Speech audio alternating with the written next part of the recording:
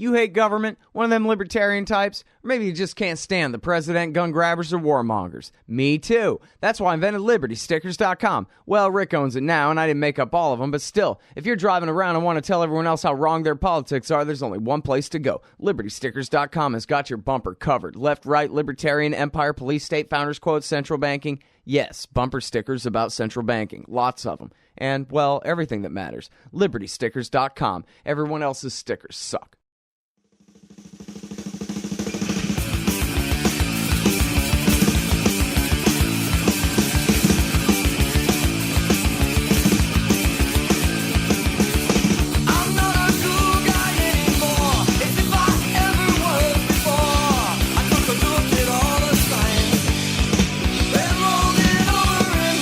All right, you guys. How's it going? I'm Scott Horton. This is my show, Scott Horton Show. And I figured I'd play a little music to celebrate. I got Sheldon Richman here in the studio with me. Hey, Sheldon, how are you? In the studio. Yeah, now say that again now that I hit the button on your mic. I said I am doing great, and yes, I am indeed in the studio. Cool. Welcome. Happy to have you here. Great to be here. And thank you for dinner last night. It was very good. Pleasure. All right. So, yeah, man, it's my show, Scott Horton Show. Archives at scotthorton.org, at libertarianinstitute.org, and, of course, follow me on Twitter at Scott Horton Show, etc. like that. And speaking of the Libertarian Institute, Sheldon, we should talk about the Libertarian Institute here for a minute. The future of it, the past. Let's start with the past of it. Last summer, I says to myself, I know, I got an idea for doing what I always wanted to do, which was some kind of libertarian project with William Norman Grigg. And I always thought, here me and him both could use a job and an institution to associate ourselves with. And yet, yeah, what am I ever going to do about it, you know? And then somewhere in there, it occurred to me, Sheldon. We'll bring Sheldon on. He'll be the third guy, and then the three of us will be the Libertarian Institute, and it'll be the greatest thing, man, because I'm the foreign policy guy, and Will Grigg, of course, is the criminal justice guy, and coming from the right, not that he still was a conservative in any way, really, but coming from the right, and then you, of course, are the jack of all trades in libertarianism, historian, economist, and polemicist, and ideologist, and all kinds of great things, and so what a great new institute we could have. And then, of course, Jared LaBelle from Taxpayers United stepped up and said, well, I'll help you run the thing because I know how to run things like this. So thank God for that. But now Will Grigg is gone, Sheldon. So, I mean, I think we still have an institute, sort of. We got a website. But kind of gigantic hole in the whole program here with the loss of our dear friend. So I don't know. What do you think about where we're at and what we should do? Well, yeah, that was a huge loss, and his shoes are going to be are big. We're very large. It'd be hard to fill, but I think we're still on track. And Will, of course, I think would be applauding us, or is applauding us. And so I'm optimistic that the Institute's going to get better known. The website, the wonderful people got that going, and without my having to lift a finger. So that's always nice. If that was the great best things, part. Great things without any effort on my part. So it's a great website. We have great original articles, but also the best of stuff that's been posted all around. It saves you the trouble of shopping around looking for the best libertarian analysis and news. And so I think there's no reason not to be optimistic. We'll carry on. Like I said, Will's loss is a great one, but it doesn't mean we can't carry on, which is, I'm sure, is what he wants. Yeah. Well, and one of our first projects is we're going to put out a book of Will's, and he had already collected. We'd been discussing this, and he had already gotten together his collection of articles about Chris Tapp, who had been so unfairly and falsely convicted of a murder in, I think, 1996. And Will had written this series of articles. I forget how many, a couple dozen, maybe something. Anyway, but we have the compilation, and that's, our first real project is going to be publishing my book here, hopefully in just a few weeks now, my Afghanistan book. And then right after that, we're going to publish Will's book about the stolen life of Christopher Tapp, which I guess will be the title. And then we're putting out a couple of books of compilations of your articles on which topics now? One is economic analysis, which I think I'm calling Market, State, and Autonomy. Mm-hmm. And there's a title. There's an essay by I that. like this guy. There's an essay by that title that I wrote a few years ago, so that'll be the title essay. But I have other tentative collections also dealing with history. The Constitution book, which came out a year ago, was kind of the first in a planned series of compilations. Which it also has new material. It wasn't just compilation. Right. And I'm sorry, refresh my memory of the title of that. That it's a really important book. Is America's Counter-Revolution, the Constitution right. Revisited. Right. It's available on Amazon and also in Kindle form. The case for should have kept the Articles of Confederation and not gone for Washington's Constitution. Well, even they were a little too statist. But. Yeah. Well, Sheldon, he's a radical. Yeah, so that should be good. And yeah, you're right that the website is great. And I'm sorry I forgot the name of the company right now. Jamie from Green something or other that did the thing. I've been meaning to cut a spot to run on the show about her company. What a great job she does building websites for folks, as you guys can tell, the Libertarian Institute site. And, we also, this is something that I guess I hadn't had much of an opportunity to talk about, is we've got, not exactly brand new and exclusive writers, but we kind of have a rising new generation of libertarian writers that are writing for us at the Libertarian Institute.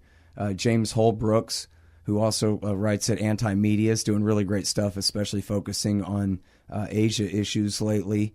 And, of course, Eric Schuler from the Daily Facepalm has written a lot of great stuff for us. Brad Hoff from Levant Report. And who am I forgetting? Save my life here, man. There's a couple of more. Craig Cantoni, of course, he's not a young guy, but he's kind of an unknown, but a great libertarian writer you can find on our blog pretty regularly. Yeah, I mean, it's a great sign that you're recruiting people that I don't even know. The names are unfamiliar. That's a sign of growth. I mean, there was a time, when you were a little kid, when I probably knew everybody in the movement. So it's a good sign that I don't know everybody in the movement. I mean, Rothbard used to say the whole movement could fit in his living room, remember? Right. But was pleased to be able to say later in life that was not the case. Right. Well, we're running one right now by Zach Sorensen, and you may have heard me talking about this, Sheldon. This is the Air Force captain who quit and got CO status and left the military, left the Air Force. And you know what it was? He was flying a C-130 full of weapons on a delivery to Saudi Arabia, presumably to be used in the genocide in Yemen. And he was listening, he was listening to an audiobook of Ralph Raico talking about World War I. And at some point it sunk in that, like, wait a minute, this whole thing is wrong. Oh my God, what am I doing? That's a great story. Isn't that great? Ralph Raico on World War I. That was what got him. And so, but now check this out. Did you see the article today on the site? It's brilliant. Brilliant. It's 3,000 words or something. And it's libertarianism can offer clear answers about war and peace to the others. Okay. Not just when we talk to each other, but the libertarian answer really is the best way to explain this to other people because, as he puts it, after all, we're Americans, and all Americans are sort of kind of pseudo-libertarians in a way because this is the creed of the Declaration of Independence, right there hanging on the wall. Before progressivism, this is what Americans pretended to believe, was that people were born free.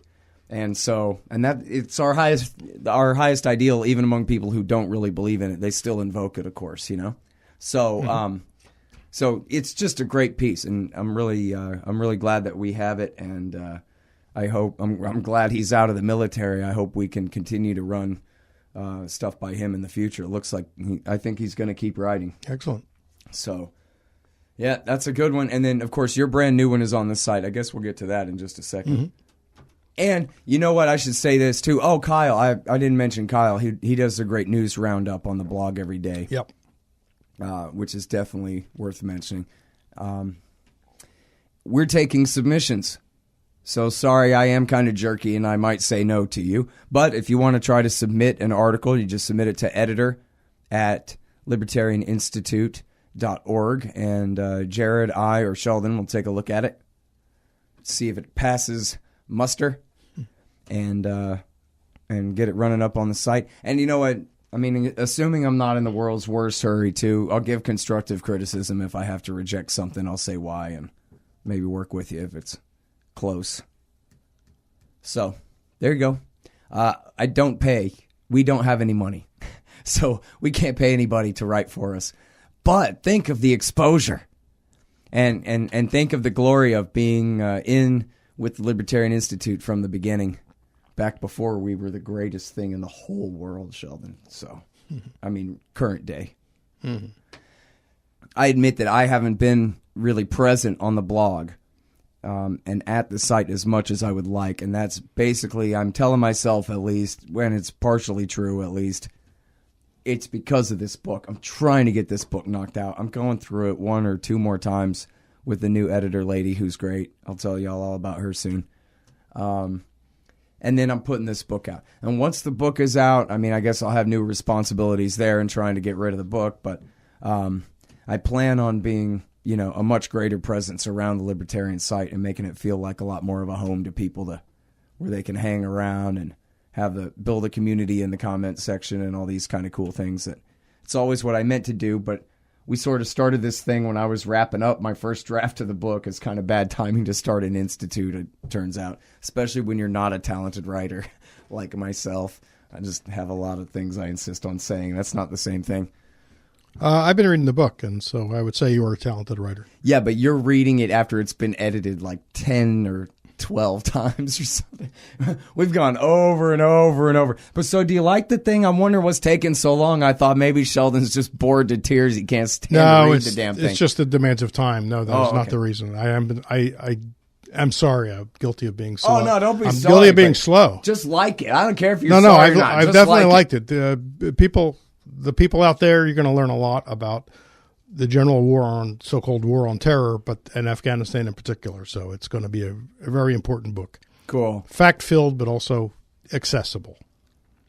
Rad. Well, I guess with us being in the same institute here, it would be too nepotistic for me to put that blurb on the back. But right now, I only have 2. So that actually might be on there. Fine.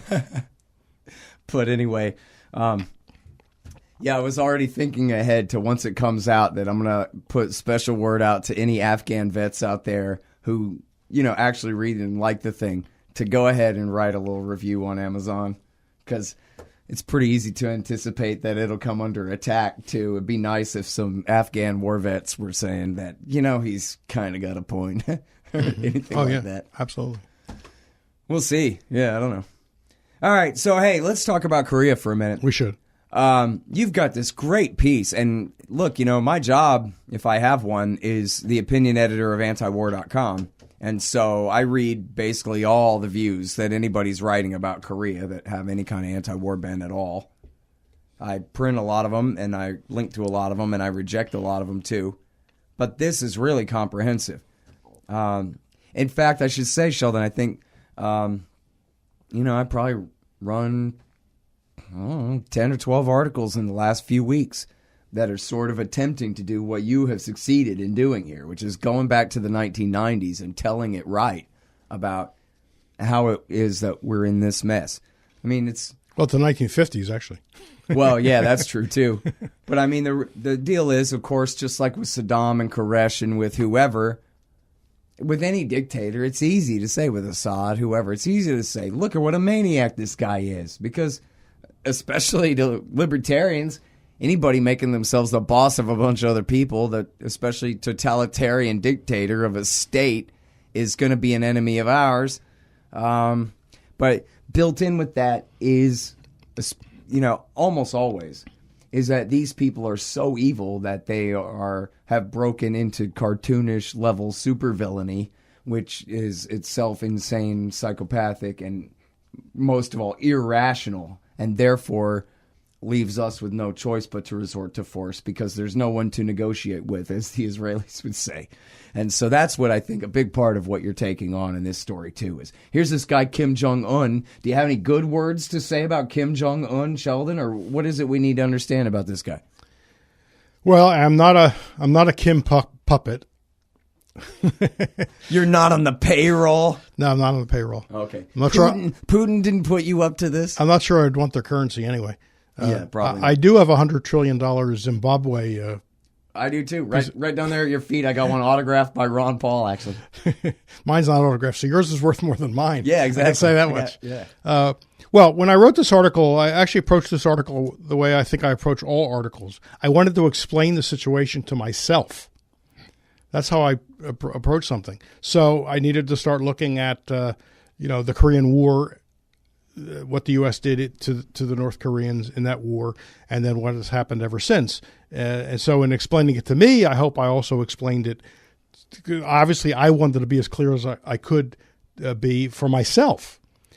So I hope that means it's very clear to other people. And I've gotten a few compliments on Facebook about it being clear, so I'm very happy about that. Yeah, it really is a great piece. I mean that when I say in comparison to all the rest of the Korea pieces I've been reading lately, finally somebody nailed this correctly. Yeah. A lot of people have gotten most of it, but they missed one big point or another, that kind of thing. So as to the mental state of Kim Jong-un, if you start off with your premise being that this person's a madman or and insane, that's a very it's a bad way to get started, because you now told yourself there's no way to attempt to understand things the way he sees things, and if you do that, now you can't perceive the real effects of your own policies, and so it's a non-starter. So we have to throw out the assumption that he's a madman, or Saddam was a madman, or Assad's is a madman, or Gaddafi was a madman. I mean, they always do that, but that is counterproductive. I mean, it's self-defeating, and it leads to very dangerous policies. You need to start off with the presumption that he's rational. By rational, people use that term in many ways. Rational doesn't mean good. Rational means subservient to American interests. Yeah. That's what rational means. What rational really means, at least in sort of the social science economic sense, is that the actor, the person we're talking about, sees a reasonable link between his means and his ends. And so we need to say, what is he trying to accomplish? What does he see his goals as his goals, and what means is he now adapting to the achievement of those goals? Once you do that, you're going to get a much better picture. And I think this certainly works in the case of Kim. He's not just a madman who wants to let fly nuclear tipped armed missiles at San Francisco or Seoul or Tokyo. Because, first of all, why would he do that? That would bring instant destruction to his regime, himself personally, his country. And the guy's a survivor. The guy wants power, which means he needs to have a regime, which means that he needs to have a country, right? A ruler without a country is kind of up the creek. He doesn't have much going on. Right. So he doesn't show signs of being suicidal. And therefore, we can interpret his what he's been doing in the area of acquiring nuclear weapons as a defensive or deterrent strategy. Now, you might say, well, what does he have to deter? What does he have to defend himself against? Well, once you begin to look at the history, the answer to that becomes very clear. The United States. The United States has been on a war footing against that regime ever since the war ended in an armistice, which is to say not a formal treaty. The U.S. has been continued to be on a war footing in alliance with the South Koreans against North Korea. They hold annual war games that practice invasion and regime change, and they practice all that stuff. They know that. The North Koreans know that. The U.S. obliterated urban centers in North Korea during the war. Truman actually brought nuclear weapons over to Korea while contemplating whether they would be of practical use in North Korea. Don't forget, this is Truman, the veteran of Hiroshima and Nagasaki. So he figured he was the only one with nuclear experience under his belt, right? He's the authority. Well, They decided they weren't of good use there, and so instead they just carpet bombed the hell out of North Korea. So the North Koreans have had reason to be afraid of the U.S. for a very long time. It doesn't matter that. I mean, in our context, for this discussion, it doesn't matter that Kim and his father and his grandfather were brutal to their own population. That's certainly true. I'm not challenging that. But brutality doesn't translate to madness, doesn't equal madness. People can be totally rational, immoral, but totally rational and brutal. They have ends, and they see the brutality as a means to the ends. Mm-hmm. That's what we have to understand.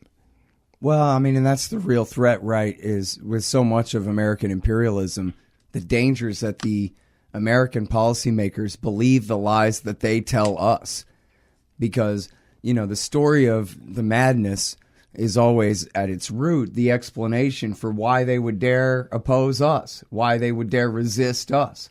It must be that they're crazy or irrational or pure evil or hate freedom or some insane thing, because it just couldn't be the way you say that they have anything like a shadow of a legitimate reason to see us as the aggressor.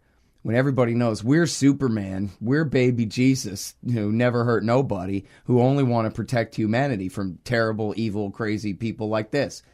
So they beat our whole society in the head with this so much that to put it the other way around, even just for the sake of argument, is like a real subversive, challenging thing. Like, wow, Sheldon, you're really asking me to see it the North Koreans' way for just a minute. That all they have to do is think back a few decades to that time the Americans burnt 90% of them to death, huh? Or whatever the number was. Deliberately broke their dams and flooded them out, ruined their country. We're not very good at looking at the U.S. When I say our, I'm slipping. Obviously, I mean the U.S. policy.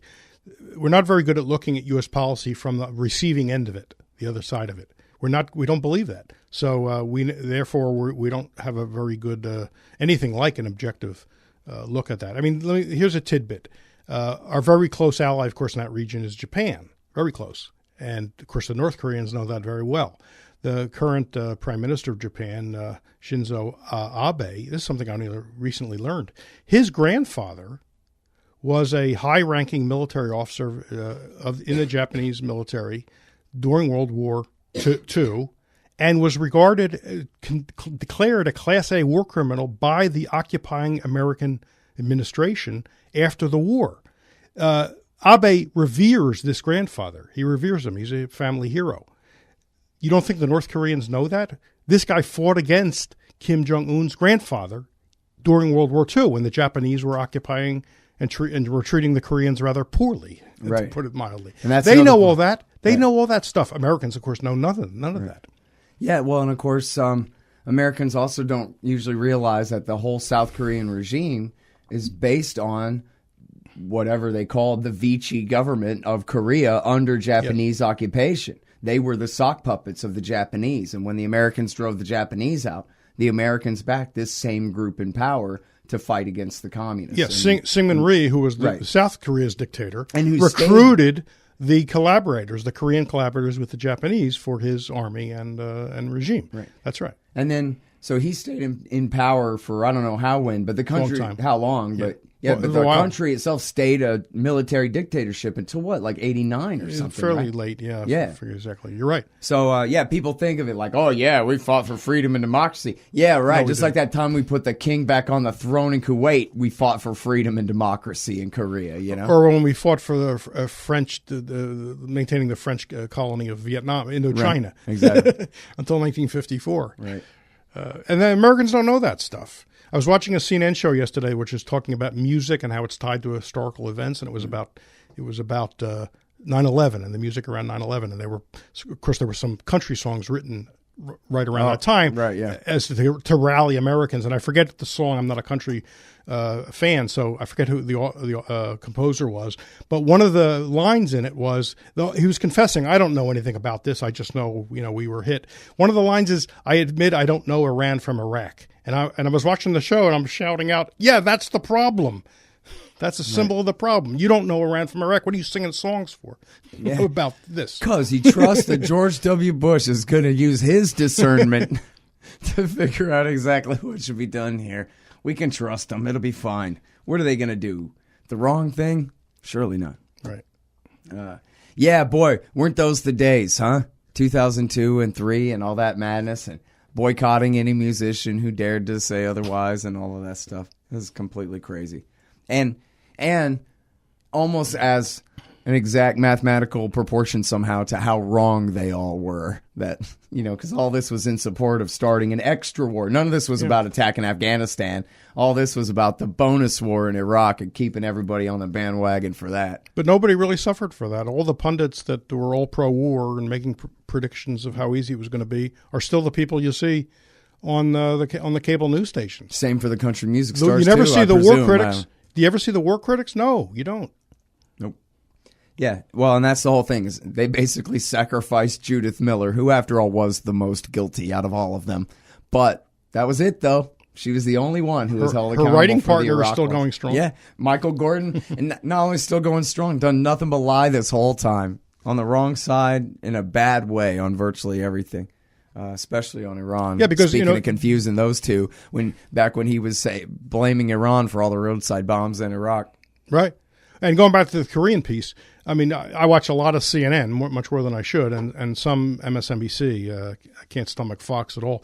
But you'll never see in the current discussion, and I've given it enough chance to know, a discussion of the Clinton grand bargain or whatever they called it. Right, the agreed framework. The agreed framework. You have the article open in front of you. I don't. I already knew that. The agreed framework that Clinton struck in 1994 with the North Koreans, which had the makings, and it was an offer made first by the North Koreans. I guess it was Un's father, right? The current Kim's father. Right. And he asked for it and said, let's settle all outstanding issues. He made this grand gesture. And Clinton, to his credit, said, okay, let's do that. And they sat down and had people talking, and they hammered out a really good deal. I mean, I discuss it a little bit, but I also link where you can see the more details if you want. You'll never hear that talked about. Now, why did it go wrong? Or if you hear it talked about at all, they'll bring it up just to say, oh, yeah, Clinton tried having a deal with these people. That's right. And you see how that worked out. But, of course, they don't ever explain how that worked out. They just point that, well, geez, it's not in place now. So that must be whose fault? Well, they will tell you, the people you're talking about, the John Bolton types will say, the neocons and John Bolton types, they'll say, oh, yeah, he gave it a try. He was too trusting. And the North Koreans, broke every obligation, which is total nonsense because even Fareed Zakaria, who's a rather, Council on Foreign Relations type middle of the roader, will tell you that it was the Clinton administration that didn't fulfill its side of it. It only half-heartedly began to comply a little bit. Right. Meanwhile, for 8 long years, up till 2002, which is already the Bush years, the North Koreans kept their word and produced no additional plutonium. They froze their program, and they stuck to it for 8 years. That says something. That shows good faith. Right. Meanwhile, Clinton didn't go through with it. And then when Bush came in, he formally repudiated it. When he had an opportunity to reaffirm the non-aggression pact that Clinton did negotiate with the military of North Korea, he refused to, Bush and Bolton and Cheney refused to reaffirm the Declaration of Non-Hostile Intent, they called it. Right. They wouldn't do that. And then in 2002, famously, thanks to, I guess, David Frum in the State of the Union address, they listed North Korea in the axis of evil. So what is North Korea supposed to think? Right. When they went into an agreement, kept it for 8 years, were complying, and then the U.S. At first only half-heartedly in a minor way complied, and then the whole thing got repudiated when Bush came in. What's he supposed to think? So I've compared it. I don't do it in the article, but I compare North Korea to Charlie Brown trying to kick the football, and Lucy holding the football, having it teed up, and she keeps moving the football every time everybody knows the cartoon. Every time Charlie Brown tries to kick it, she moves it, and he goes flying on the ground. Right. Hey, I'll check out the audiobook of Lou Rockwell's Fascism versus Capitalism, narrated by me, Scott Horton, at audible.com. It's a great collection of his essays and speeches on the important tradition of liberty. From medieval history to the Ron Paul Revolution, Rockwell blasts our status enemies, profiles our greatest libertarian heroes, and prescribes the path forward in the battle against Leviathan. Fascism versus Capitalism by Lou Rockwell for audiobook. Find it at Audible, Amazon, iTunes, or just click in the right margin of my website at scotthorton.org. The question Lucy is us. We're Lucy. The question again, people know what I mean by "we're" when I'm speaking. Yeah, U.S. the government. U.S. It's state. Not. It's not Scott and me. Sheldon actually does not own and control. It's not Scott. Unfortunately, It's not Scott and me. If you owned and controlled the state, I would have you resign.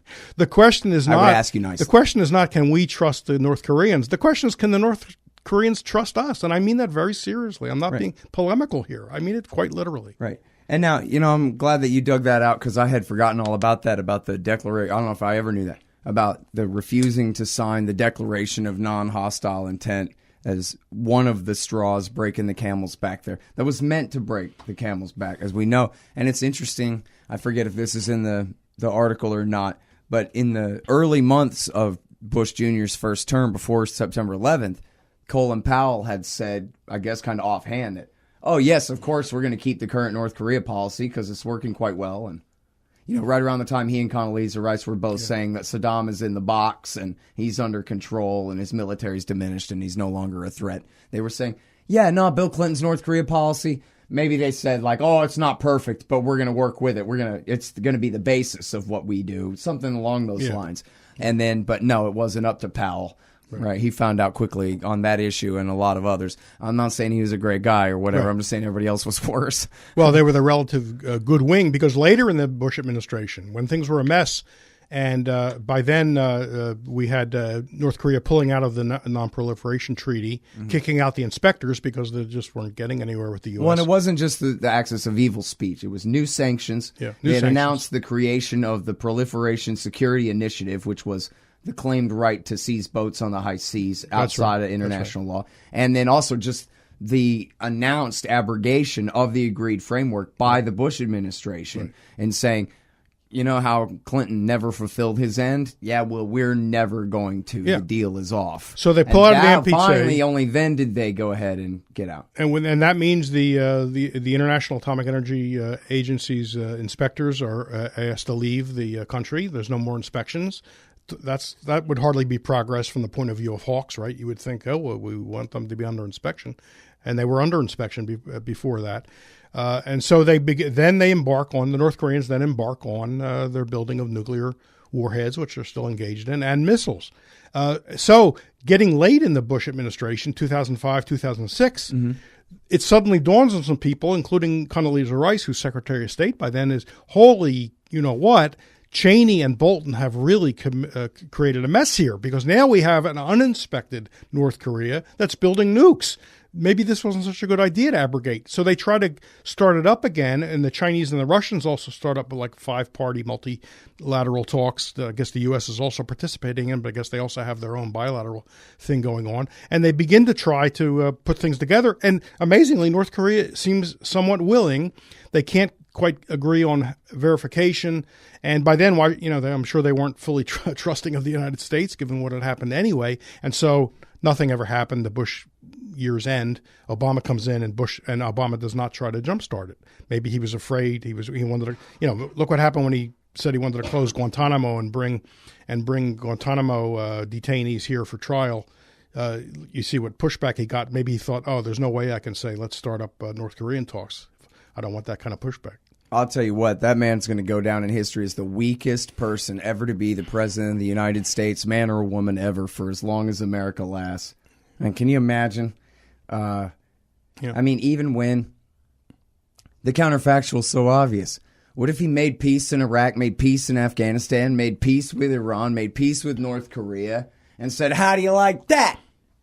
And ran on that for re-election in 2012. Yeah. Instead of, no, look, see, I'm mostly pleasing McCain. Please don't attack me. Which, after all, I have to admit, he did win re-election. But to what end?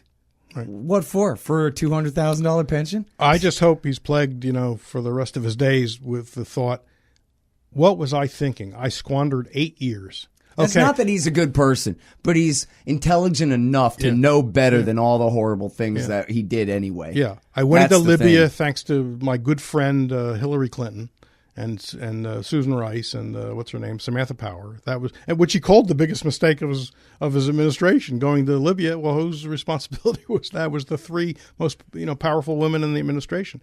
He did the Iran thing, but of course all Iran gave up was a weapon they had no intention of building. Right. I think a deal that we already had, the NPT. I think the Iranians are very clever.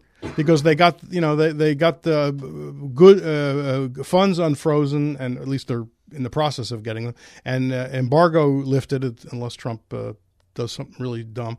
And all they had to do was give up something they didn't want and weren't doing anyway. So they're pretty crafty, those Iranians. I got to give them credit. I like that. Right. Trump ought to admire them for their deal-making prowess. Right. At the end of the day, all they did is expand inspections that were already doing the job, and they reduced their stockpile of low enriched uranium that you can't use to make a bomb anyway to a lower amount.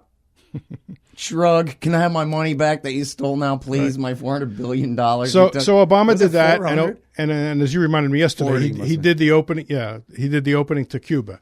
Half-hearted that may be.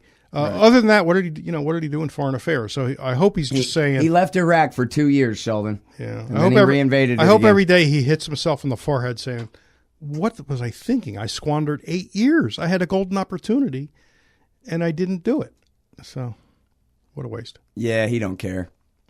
He's doing fine. He's on a permanent vacation now. He don't care. He'll never care again. Well, I think we're going to have in Obama somebody like George W. Bush who doesn't even think about world politics again after this. He just goes and paints his little pictures or whatever. Well, I hope some of Yemenis will always live across the street from Barack Obama wherever he lives to remind him. He needs to be reminded of that. It's not that he didn't do things. He did bad things. Right. And Yemen is one of them. Pouring all those arms into Saudi Arabia so they could, and then helping refueling and the satellite, helping them pick targets and all that stuff. That's criminal. That's work. That's Hague level stuff. Yeah. Well, and the whole war broke out as a consequence of all his aid to Yemen as a bribe to bomb them since 2009 anyway, from the very beginning. That's a whole other chapter. And also mollifying Saudi Arabia over the Iran deal. Yeah. So what he gives with one hand, he took away with the other. Yep. All right, so I don't know, man. North Korea now. I guess the whole world thinks maybe Mattis and McMaster will agree and then explain to Trump that we actually can't do anything militarily here. So talk tough if you want, but other than that, forget it. Well, yesterday he told Reuters, there's a chance of a, as he puts it, typical Trump, a very, very serious war. Two verys and a serious. You could just say war. That's going to already be very, very serious. But then today, Tillerson, who's chairing some meeting at the UN, said we'd be willing to talk with the North Koreans. So I don't know whether this is an orchestrated good cop, bad cop, or they're just so disorganized. It's hard to tell which is true. Yeah. It hit me the other day that we spend, let's say, the U.S. spends about $1 trillion all told on the military. If you use Bob Higgs's and some other calculations, it's not just the $600 million on the Pentagon budget. There's a lot of other stuff. If you put all that together, we're spending over $1 trillion. And what good is it with North Korea? Zip. Right. They cannot use the military. They'll kill thousands and thousands of South Koreans, 30,000 Americans, possibly Japanese, possibly Chinese.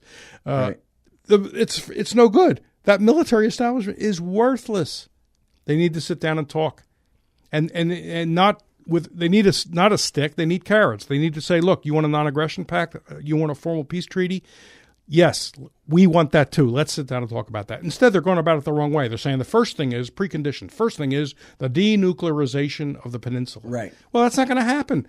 Look what happened to the denuclearized or unnuclearized Iraq and Gaddafi and Libya. Gaddafi and Syria. What happened to Gaddafi? I won't say. It's it's not appropriate for family. He was lynched for family.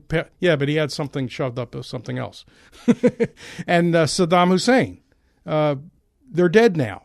Kim reads the papers, I assume. He knows what happens to countries that the U.S. doesn't like that don't have nuclear weapons. So our lesson has been over the last 15 years, if you don't want to have your regime changed, get a nuke. That's the U.S. lesson they taught. They might as well take a blackboard and like a teacher and write that on there. If you do not want to be invaded by us and have regime change, get a nuke. That's our lesson for today, folks. Right. Well, and the thing is, I guess war is the health of the state for the North Koreans, too, and it's nice for them to have a couple of enemies in America, Japan, and South Korea.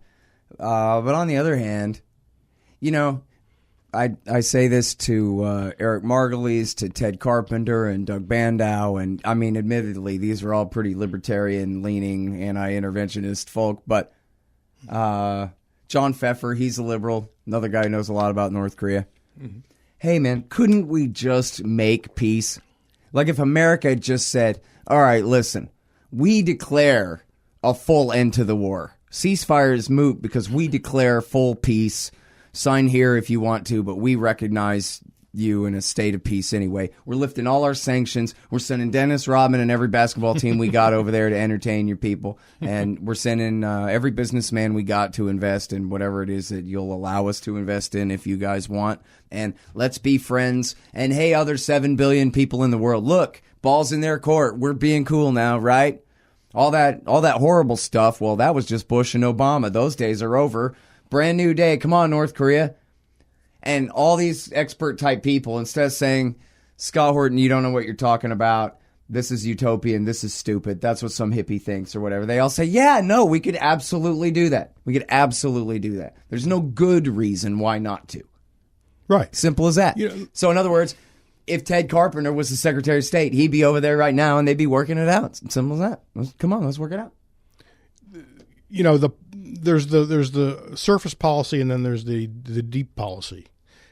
So the deep policy, of course, is all this since the end of the war, the Korean War, has served the empire.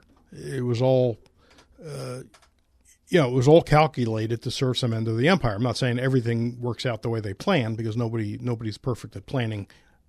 In your own life, you're not perfect at planning. So there's some spontaneous element, but the point was to serve the interests of the empire. Which means we didn't want anybody who was non-aligned. We didn't believe in non-alignment. This is a Chomsky point, right? We couldn't tolerate non-alignment.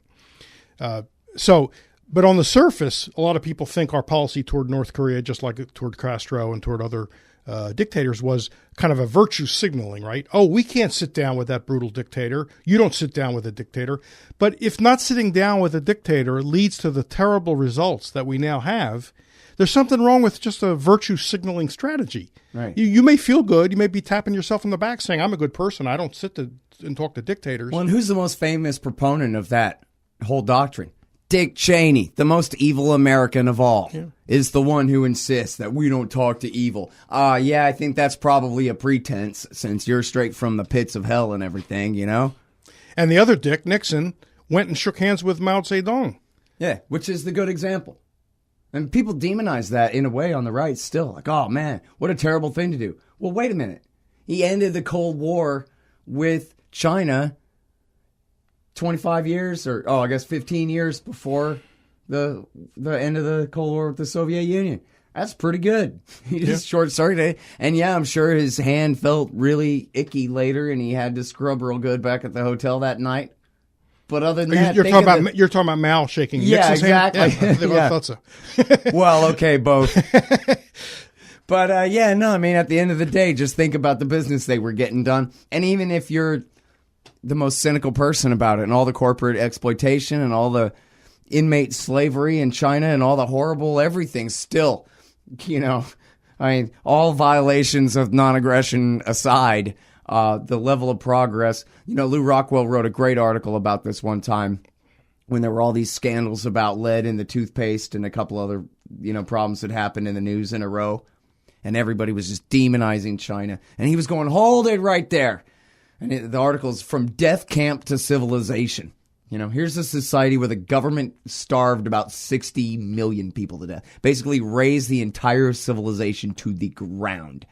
And then at the end was like, okay, whatever, and gave it up. And basically then he died and Deng Xiaoping took over and let 1,000 flowers bloom and whatever kind of crap.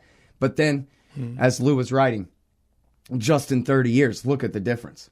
From absolute caveman level status, pre-Bronze Age level barbarity is what communism reduced those people to. And then, man, are they doing good. How about a round of applause instead of a bunch of finger pointing and shame at these people? This is the greatest human miracle ever. Well, does anybody think that the U.S. policy toward North Korea has freed a single North Korean? Obviously, it hasn't. It's helped to make them even more miserable. Right. And there's no prospect that it's going to ever, we kept waiting for the regime to fall, right? Right. Even the good Clinton policy was premised on the idea that, don't worry, the regime's not going to last anyway. Right. And here it is, 2017, and the third generation is now running the country of Kims. So it's not going away. That was what Ted Carpenter was saying too, was that yeah, the policy was based around, yes, we're clamping down like this, but it'll only take a little while for the regime to fall.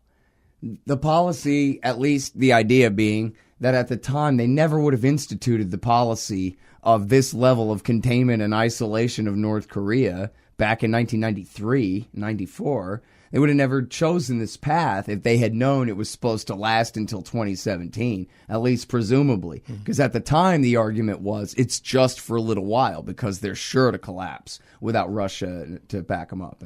Right. So U.S. policymakers ever since that time have been accomplices in the immiseration of the North Korean people. I'm not saying I'm not trying to let the Kim family off the hook.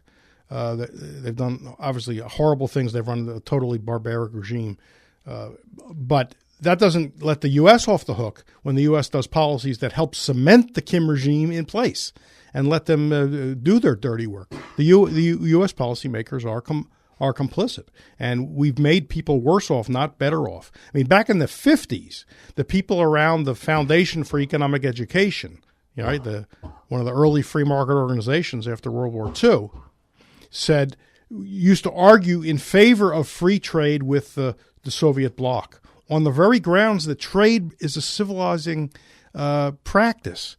Because even if Western traders, business people, go over to those countries, even though they may be only dealing with government officials in working out trade arrangements, people see them. They see the cut of their clothes.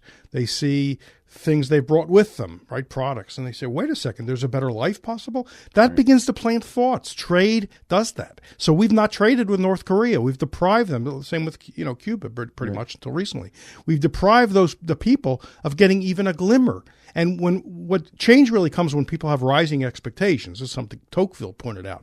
You don't get a revolution or let's say a dramatic evolution even when people are ground down in the dirt and they can't imagine anything better. The danger for a ruler is when he lets things improve a little bit, because then they say, "Oh, wait a second. Living in the dirt is not the only fate we have. You mean there's actually something better? Well, we want more." That's the dangerous part. Right. I heard an anecdote like that about, I don't remember where anymore, but about when the Americans would travel to the Soviet Union, even the Deputy Assistant Secretary of Nothing had a really nice wristwatch. And the Soviet ministers and commissars would be like, hey, man, you got to be way high up on our ladder to have a watch like that. But here, even the flunky and the translator and the lady that goes and gets the coffee seem to really, be living a lot better than us. And there's the propaganda video about, look at how the poor blacks live in Harlem. But it's a picture at night, and every window is lit up with the blue lights of the television sets. And it's like, yeah, you know what? They're living pretty bad for Americans, but for a Soviet, they're living like kings, And every Soviet who saw that propaganda was like, hey, they're living better than we are, apparently. So America might be racist, but I'd rather be black there than me here. Well, and there's an anecdote about Angela Davis. It may well be apocryphal, but it makes the point. Angela Davis, of course, during the New Left days in the 60s, was I guess she's still around, was a Marxist professor, one of the universities in California, I believe. And there's a story about her, again, it may not be true, being in Russia and saying in the United States, in the evil United States, she used the word capitalist United States, rich people have new cars and poor people only have used cars. And people are saying, poor people have cars? Right. Of course. I don't know if this is even true. I saw the tweet this morning. They claimed that it was from the live stream of a left-wing rally in Berkeley today that someone supposedly had said, in Russia and China, they had to kill millions of people to institute communism. And that's what we're going to have to do here in America, too. Yeah, you guys, good luck with that. All right. I just thought that was funny that, one, they thought that, yeah, what a great rallying cry. Apparently, you can't really ever do this without genocide. But still, it's totally worthwhile of a project, though. And then, two, they think that they're going to win a fight with who? A bunch of American, right-wing gun owners. When they say 50% of Americans own guns, yeah, it ain't the left. I mean, except in Austin. But otherwise, it ain't the left. It's the right that own all the guns. Good luck turning this into a fascist one. Yeah, a communist one, probably not. The thing about that you were saying about propping them up by isolating them in this way. it reminded me of something that I just thought about the other day for the first time in a long time. Was when I was driving a cab. It was 2002 or 3. It might have been 03, like right before the war. Maybe it was the end of 02, but it was when all conversations were about Iraq and when are we going to attack Iraq and all this. And there was a bouncer, or he was a parking lot attendant or bouncer, whatever it was, at a club. And he was Iraqi. And I asked him, and I kind of, I already know all this stuff, but I wanted to see what he would say, So I said, the excuse for all this is that they want to go in and save the Iraqi people from this guy and all this. But so that raises the question, how come the Iraqi people don't just finally rise up and take care of this guy themselves? And he looks at me and he goes, you already know the answer to that. And I said, because the sanctions regime keeps them too weak and isolated relative to him and his power. And he said, yeah, of course. In other words, from his point of view, this was no accident. In other words, they would have overthrown Saddam if not for the sanctions regime that kept them all desperate and starving and worried only about bringing home a piece of bread to their kid tonight rather than any other larger goal. Yeah, I think it's actually more. I think that's true, but I think there's more than just the fact that they're weak and starving. It tends to be the case that if outsiders embargo your country, you rally around the government. Now, the strategy is always they'll overthrow the government, right? We really turn the screws on them. Yeah, they'll blame him for getting but them they into don't this blame mess. him. First of all, it does give the ruler propaganda points. He can say, look what they're doing to us. We know the Castro and his brother have been did that for a long time. People tend to rally, especially when, look, they're subject to propaganda all their lives from a regime like any of these that we're talking about. So they're going to rally around the regime. It's counterproductive. It doesn't get them to overthrow the regime. Yeah. All right, man. So where should we go with this conversation next, Sheldon Richman? What North Korea needs is free market. Well, sure. You don't call it capitalism. Well, they need free markets, but I'm not so crazy as to say let's have Kim go through a seminar put on by the Libertarian Institute, and he'll usher in the free markets in North Korea. I think you're naive. I think that would work great. I'm Only tired if of you did all the everybody saying lectures. don't bother with that, because I think that I know it sounds stupid, but that's kind of the point too. Is that sending Dennis Rodman and the dumbest of his 6 idiot friends, I don't care, to go over there and just say, this is what flamboyant, rich, interesting black guy from the USA is like. Yeah. Watch me. And just to trip them the hell out like he does everybody else wherever he goes, right? I don't know if he's still a thing or not, but there was a time when he tripped people out wherever the hell he went. Yeah. Send him over there to disrupt the thing, jam their culture, man. Well, they throw said a party. I read somewhere, I think John Stossel makes this point, that the Cold War was doomed. I forget what year it was, when Bruce Springsteen gave an outdoor concert to over 300,000 people in East Berlin, I believe it was, or somewhere in East Germany. And they're all singing with him, Born in the USA. Which is a cynical song about being used and abused and going to Vietnam and dying for nothing. But anyway. But you can, if you want to pick a date for the end of the Cold War and the crumbling of the wall, the disbanding of the Warsaw Pact, and then the actual collapse of the Soviet Union, that's as good a day as any. Sure. Imagine 300,000, 350,000 East Germans subjected to Marxist propaganda all their lives and right. Pro-Soviet propaganda, singing. And all the Born in the pro-capitalists, USA. all the pro-capitalists are the young liberal left, and the communists are the stodgy old right-wing conservatives who've got to be overthrown. What a cool dynamic. Saying, we got to protect our people from rock and roll, jazz and rock and roll. Right. If you got to fear rock and roll, I think time is ultimately on our side. Yeah, because there's no way you're going to keep it out. Yeah, there's even a song like that. It's called "You Can't Stop Rock and Roll." All right. I believe it. All right. I think we should probably let these people off the hook. Okay. All right. Thank you so much for coming by. My pleasure. I sure like hanging out with you and being in Institute with you. That's the great Sheldon Richman, everybody. He's the author of a book about guns, a book about schools, a book about why they should have never adopted the U.S. Constitution. He is the senior editor at the Libertarian Institute at libertarianinstitute.org. I'm Scott Horton. I'm the managing director. And libertarianinstitute.org/Scott Horton Show for all the interviews. Check out the full archives at scotthorton.org, of course. And I'm doing this questions and answers show. I'm getting a lot of questions, some good ones. I should probably record one of these later today, maybe. I don't know. What you do is on Twitter, put hashtag SHSQA. Hashtag SHSQA.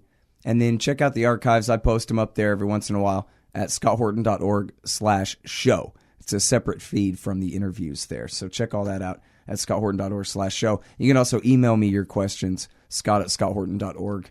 And I think that's all I got to say about that. Thanks very much, y'all. Hey, Al Sky here for Rye Guys t-shirts. Rye Guys, that's WRY guys.com. Great, irreverent, thought-provoking t-shirts upholding a pro-freedom perspective. Inspired by such classic humorists as Mark Twain, H.L. Mencken, and Oscar Wilde, they invoke the wit and wisdom of the past to satirize modern myths. These high-quality shirts for men and women look good and feel good, and they make great gifts. Use the coupon code SCOTT for 15% off.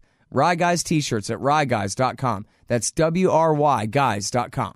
This part of the Scott Horton Show is sponsored by Audible.com. And right now, if you go to audibletrial.com/Scott Horton Show, you can get your first audiobook for free. Of course, I'm recommending Michael Swanson's book, The War State, The Cold War Origins of the Military-Industrial Complex and the Power Elite. Maybe you've already bought The War State in paperback, but you just can't find the time to read it. Well, now you can listen while you're out marching around. Get the free audiobook of The War State by Michael Swanson, produced by Listen and Think Audio at audibletrial.com/Scott Horton Show.